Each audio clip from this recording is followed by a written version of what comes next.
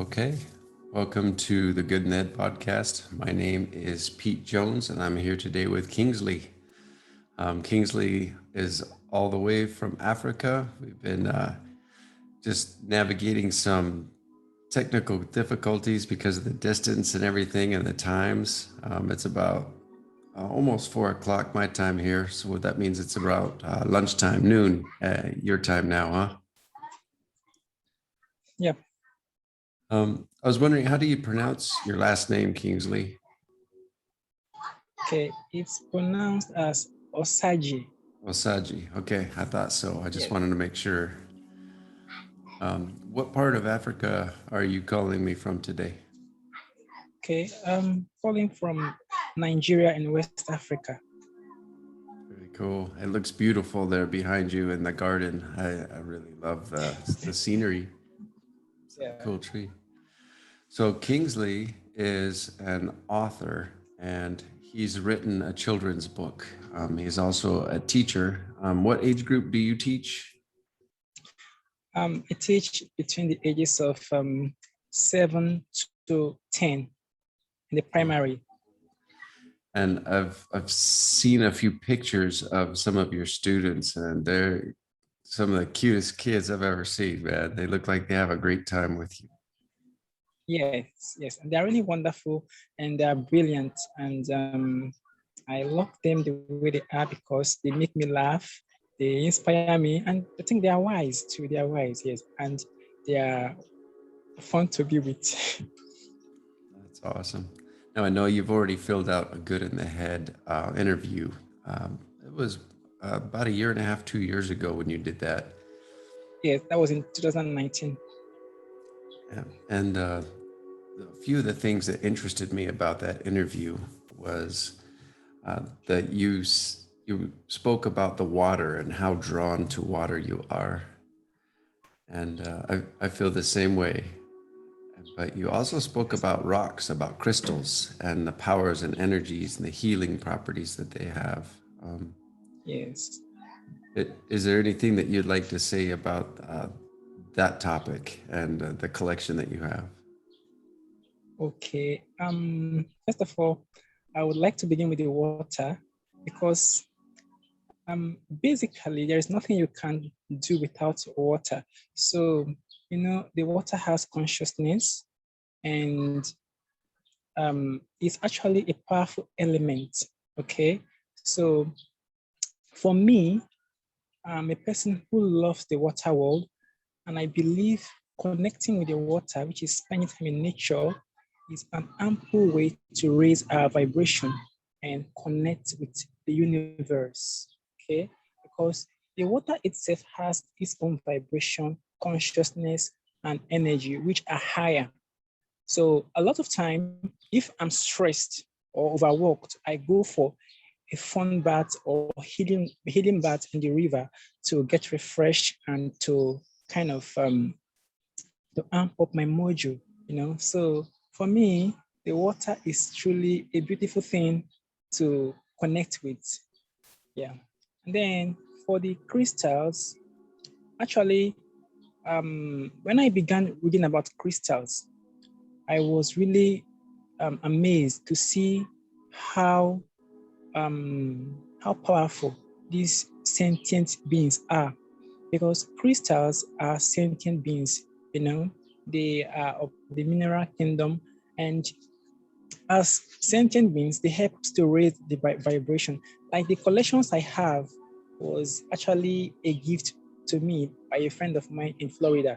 So I really appreciate those collections, and it has helped me in the course of my spiritual awakening, and it has also helped me in my consciousness, as in expanding my consciousness and connection to the universe. Because the crystals on their own are powerful, and they are I think they are tools worth having, of course. Yeah, because they really help to raise our vibration and to kind of put us in a positive momentum. You know what I mean? Yeah. I recently watched a documentary called The Earthing Project on YouTube. And it was really fascinating, the science behind it, because they were talking about, for instance, a baby with skin to skin contact that you're holding. If you walk outside and put your bare feet on the earth while you're holding this baby and you have skin to skin contact, the babies will calm down significantly because of the charge, the negative ion charge. I mean, as those negative ions are leaving the body instantly, as soon as you ground on the earth, that basically their vibration is raised and they feel much better. Their mood is changed. And so I think there's a lot to what you're saying. I mean, and to be able to use those as a tool to vibrate at a higher level, to alter one's mood, I think is a powerful way to go about it. Yeah, Um, it are, is. are there any other things that you do that alter your vibration? Any Okay. practices or habits? Yeah, there's something I do, mindfulness.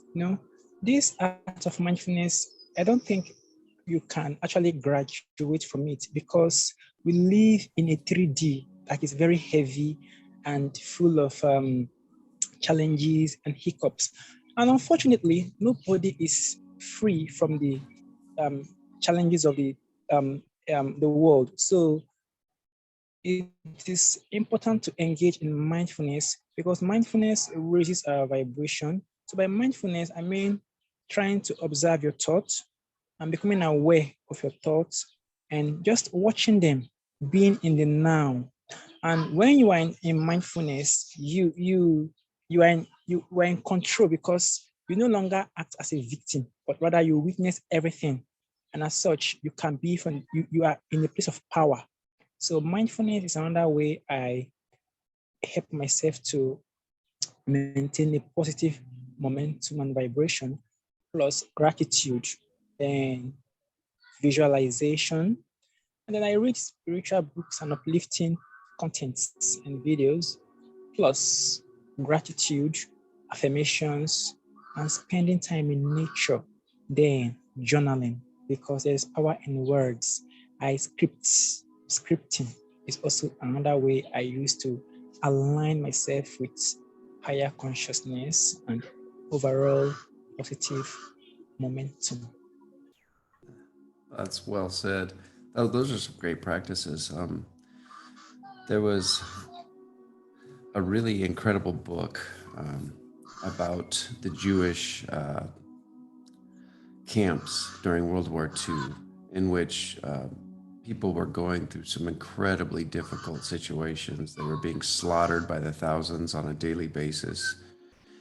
And there was a doctor there who experienced the entire thing, lost his wife, and truly had reason to be bitter and hateful and spiteful and angry, frustrated and depressed and destroyed and hopeless. And instead, he chose to go about it a completely different way and used his mind and the art and practice of visualization to get through the day and each moment of every day, just one day at a time, until one day it was all over. And he was lucky enough to have survived it. And he wrote a book and said the main tool that he used to get through those incredibly difficult times when he was starving to death, when he was sick, when he was weak, was visualization. He actually would envision himself sitting on a picnic blanket in the grass with his wife in love and eating lunch and having a conversation. And in his mind, he would have these conversations as he was working.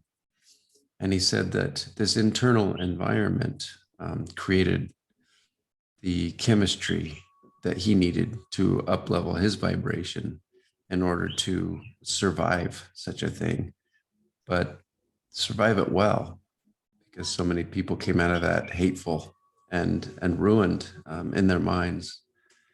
So visualization, I think, is an excellent tool. And you just went through some great habits: journaling, gratitude, walking out in nature, and being grounded, recentered with the earth. You've got your crystals. I'm really impressed because I know that over there life isn't always easy, especially these past few years with all the COVID crisis and things going on. They shut a lot of places down. People aren't getting food, you know. And I'm just very, I admire you quite a bit for actually going through all of that and remaining positive and having an internal environment that you create that I can't help but think is manifesting as a beautiful life within your physical world over there, regardless of what's going on around you. That's wonderful. I appreciate your comments.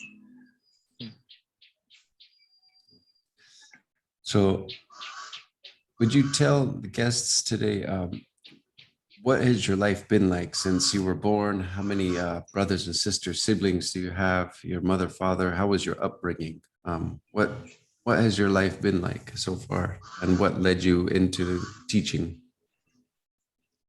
Um, Actually, I'm the last child of my parents, and my dad is dead.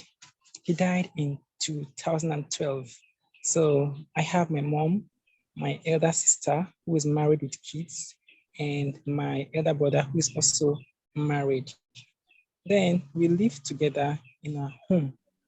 Myself, my brother, my sister-in-law, and my mother.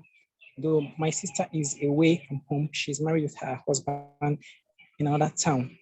And then, um, since my childhood, although I'm from a humble background, that's first of all.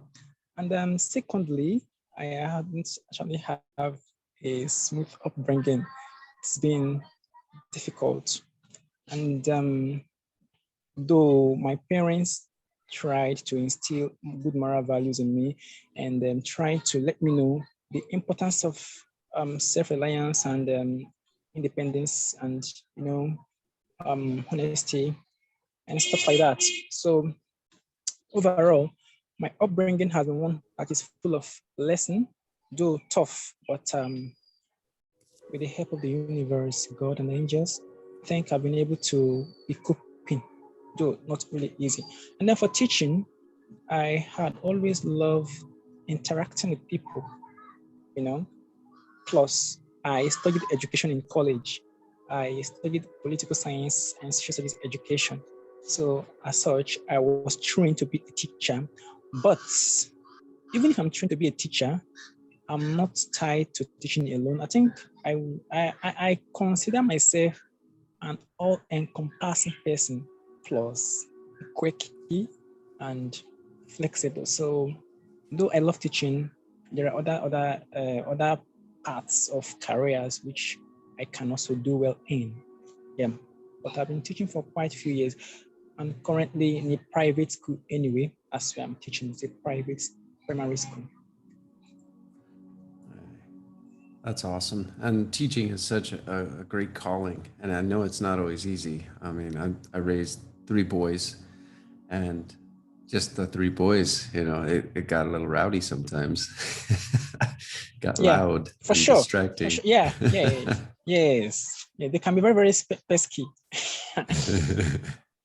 Yeah, So that's true. I'm sure it gets interesting sometimes. Yeah, for Could sure. you tell the audience a little bit about this book you wrote and why you wrote it? Okay. The book is titled Cindy and Her Beautiful Bed. And it's about a little girl called Cindy and her loving moment with her pet bird called Amy.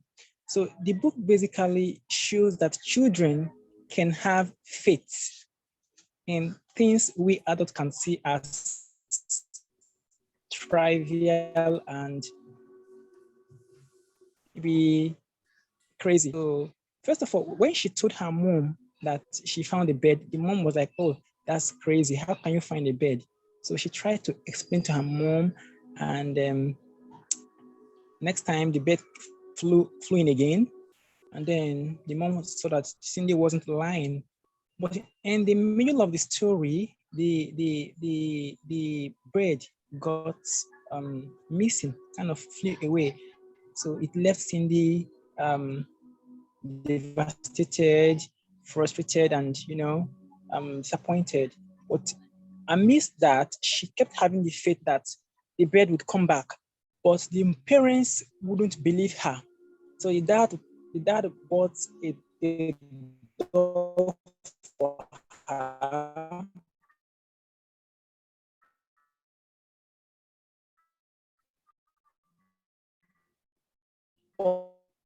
But that wasn't what she wanted. She wanted, and the brother Quimby was telling her that the bed wouldn't come back. Quimby and Her Beautiful Bed is a children's book that is from.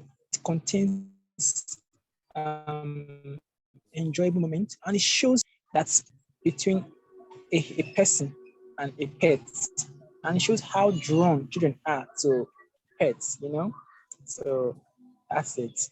And to be ideal for a story, maybe for parents to tell stories to their children, to read to their children during bedtime and stuff like that. And also ideal for a cartoon movie for children, to be ideal for that too.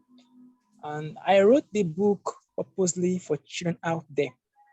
Yeah, because I love children. Cindy is a merry girl I created on my own, from my own inspiration, and with her brother to Quimby. So it's a story I tried to create out of my love for children and to inspire children out there too, just to share with the world. So that's my purpose for writing it. So, thank you. The signal was kind of going in and out, so I got about half of that. Basically, what I heard was that a bird had flown into her room, and she kind of connected with this bird, and her mom thought that she was lying when she told her mom, hey, there's a bird. Yeah. And then when her mom Yes. saw that Yes. she wasn't lying, when the bird came back, and Yeah. then you were saying that the bird left and Cindy was sad.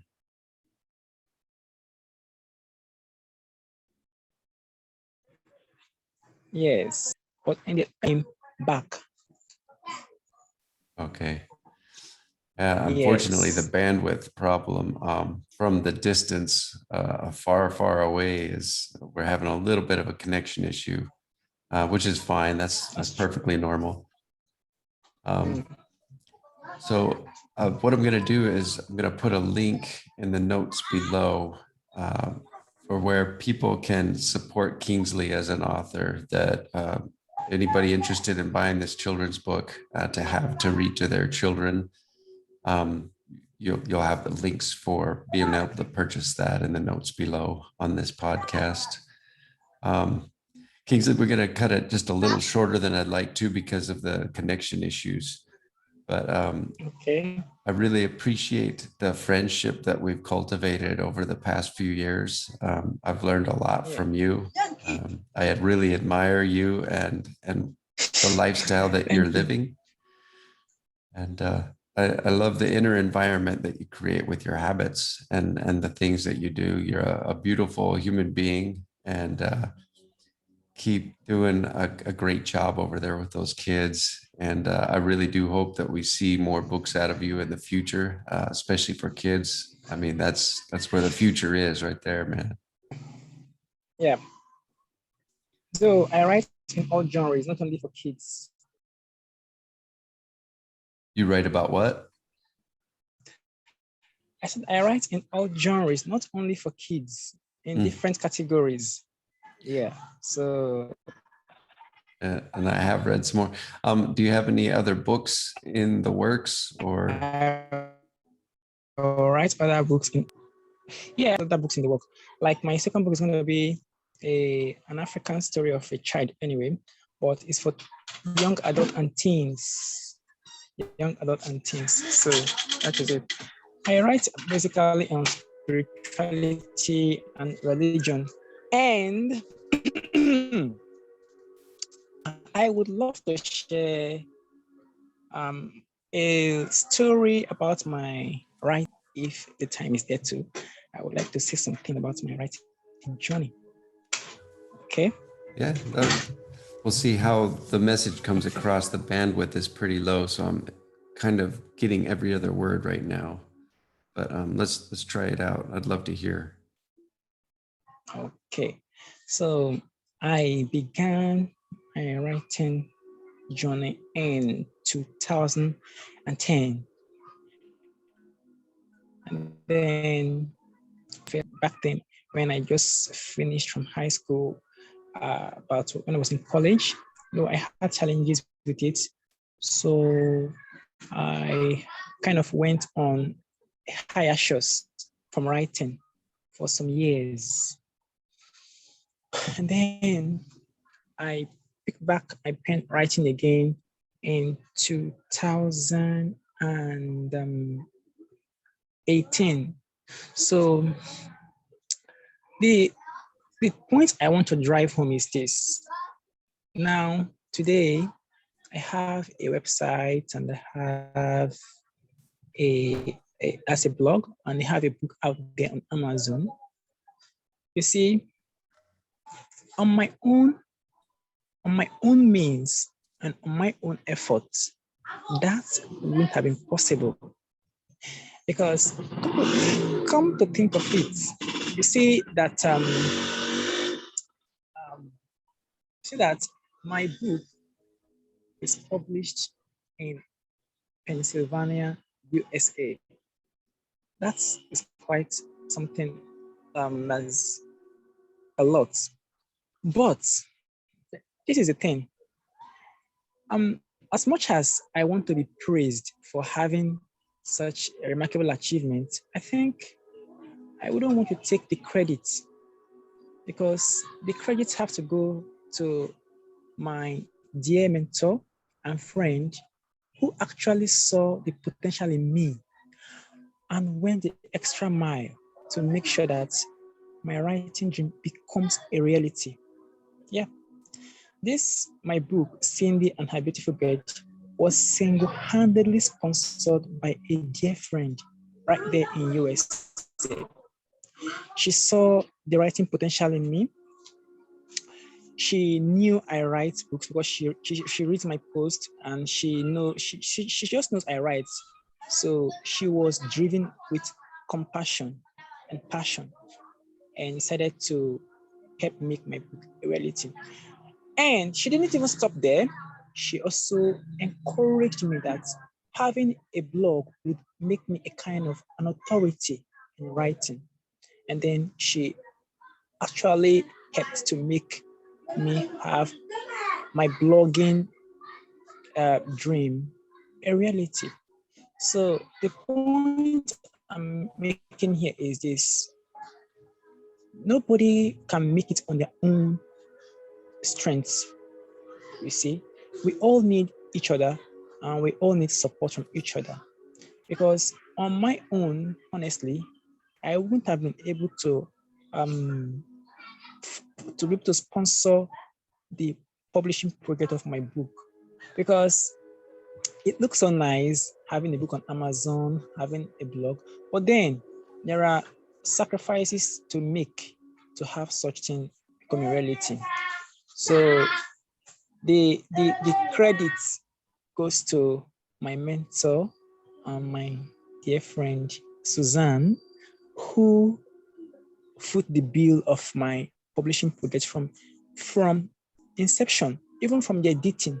You see, I have been rejected by many publishers from before now, but I was able to I was able to get a contact of a publisher in USA through a dear friend of mine in Michigan.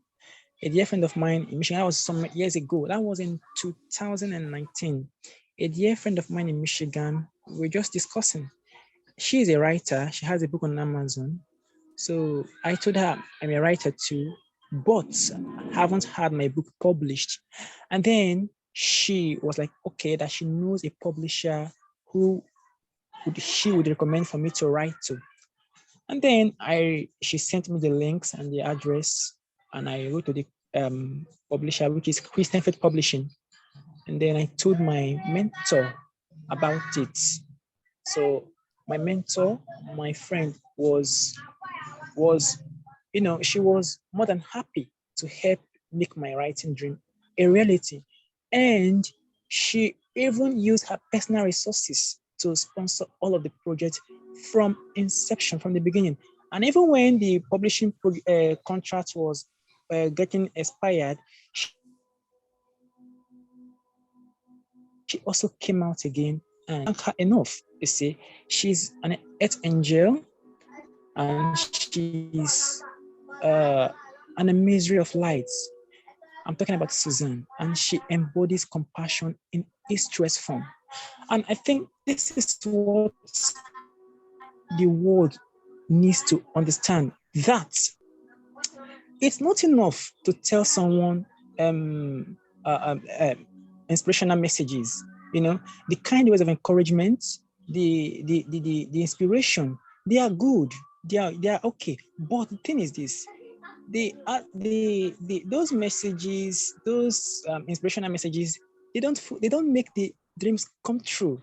You see, they don't foot the bills. It is this actual practical help that does that. And this is what Suzanne has done for me and is doing for me. That's why you hear me talk about this Chinese goddess of mercy, compassion, Kuan Yin. That's what she is. She's Kuan Yin personified because she embodies compassion. You understand? She embodies compassion. This is a person who is not from Africa and doesn't have any contact in Africa, but saw the writing potential in me and went the extra mile to use her personal resources just to make sure that my dream becomes a reality. Now, the question is, how many people can do that? You see, it's not really easy because it really costs a lot to have the book out there and to have my blog active. So my point I'm driving home is this: a person is a person through another person. Understand? So and the best way we can be of help to each other, which is a lesson I've also learned, is to give out actual practical help. When you see someone who has a light or a potential or something in them that the world needs, and the person, there is some kind of limitations, it is better and it makes sense and it is good to use any way one can to assist the person to make the dream come true, because we are here for all of us. Like Alicia Keys says, we are here for all of us. So that's why today I'm a published author because of who? Suzanne. I'm a blogger because of Suzanne, because she was willing enough to make sure my dream come true. And I appreciate that. So it's not been very, very easy, but I'm thankful for her support and compassion, because not everyone can do that. And she's not even African. So I wanted to share this as a sign of my gratitude to her. Yeah. That's awesome. She sounds like a very generous person. Yeah. And I would be remiss if I did not reach out and thank Tim Higgins, who is the supporter for the Good in the Head website and the blog.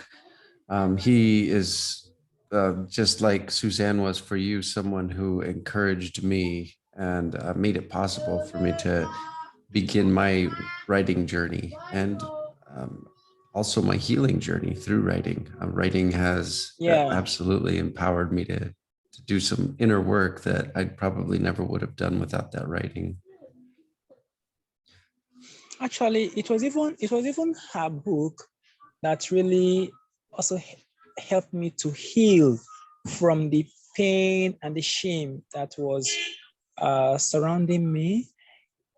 I had a 1 year plus healing session with Susan, because before now I have been hit with dark energies. So it was through her book, after reading her book, and we conducted healing sessions online. And towards the end of my healing session, that was where the manifestation of this publishing contacts and contracts came in. And she always told me that if you have something like a blockage in you, it will be difficult to manifest your dream. So she has also helped to heal me and giving me the tools and the wisdom to heal myself, and giving me the platform to be able to speak and be seen and be heard. So you can see she's really an earth angel. And she embodies compassion in its truest form. Yeah. That's amazing. That's awesome. Thank you for sharing that. Yeah. Well, you're a wonderful man. You're halfway across the world, and I'm grateful that we can connect. Um, I really appreciate everything that I've been able to learn through your writing. I've read some of your blogs. There's a Facebook group also. Are you still doing that actively and sharing some of the things on your Kingsley Facebook page? I know for a little while it was Mm, inactive. yes, I haven't been there for now. The other account was actually disabled, so I haven't been there for a long time. So maybe subsequently I will get a new Facebook group, but not right away. So I have the mind of having a Facebook group later on, but not right away. Even if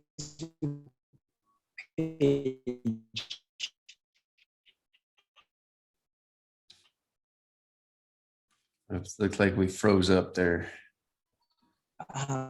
but for now, I'm focused on blogging. Like I just post this morning before we connected on Zoom. Okay, I said so. Blog post link on my Facebook page and post it there for people to read. I just published a blog post this morning. Yeah, before the Zoom meeting began.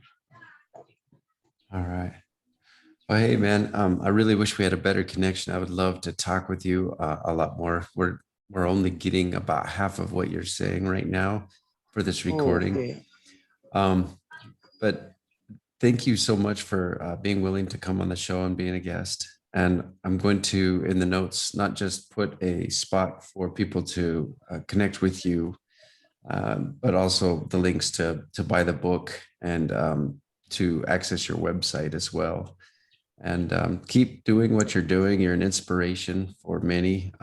That you're doing great things by teaching the children over there and your part of the world. And I really loved what you had to say about upleveling our vibration and how we're all vibrational beings and the different ways that you have chosen to do that. Um, so thank you so much. I really appreciate it. Thank you too. I appreciate the meeting and your kind words of encouragement. Keep doing what you're doing, man. It's amazing. Hang on just one sec, okay? All right.